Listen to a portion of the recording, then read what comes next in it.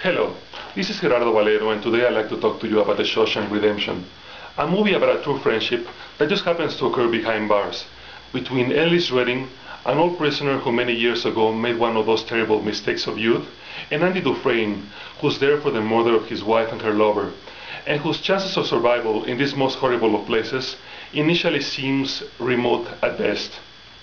As straightforward, as good as noble as the Red character is, the only constant to Dufresne is his ability to constantly surprise us by proving to be so much more than what he initially seems, than the simple man he appears.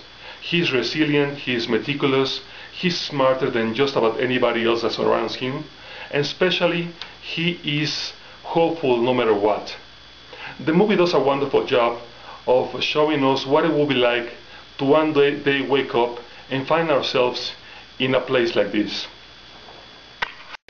As well played as the Freeman character is, and despite the fact that he has more screen time than just about anybody else in the movie, he ends up becoming a supporting player to the Robbins one, whose enigmatic personality is behind the seeming ambivalence in the movie's main theme.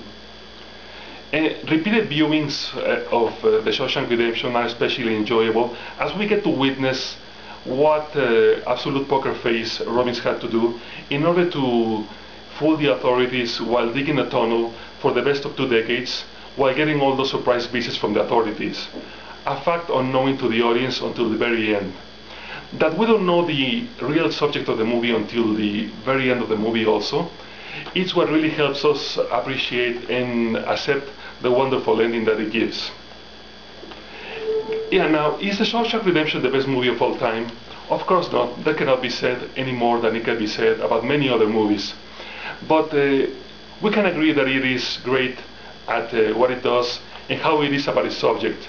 And for me, that's more than enough. And now to close this segment, let's propose another suggestion for Iver's little movie glossary. And this one is called I Ain't Going Back to Prison. And it has to do with the fact that every time there's a movie about an ex-con who's going back to a life of crime and who is being chased by the authorities, he will always tell his partner that he'd rather get caught than he'll rather die than get caught, and by uttering the phrase, I ain't going back to prison. I thank you very much for listening to this review, and until next time, e vai con esta serata.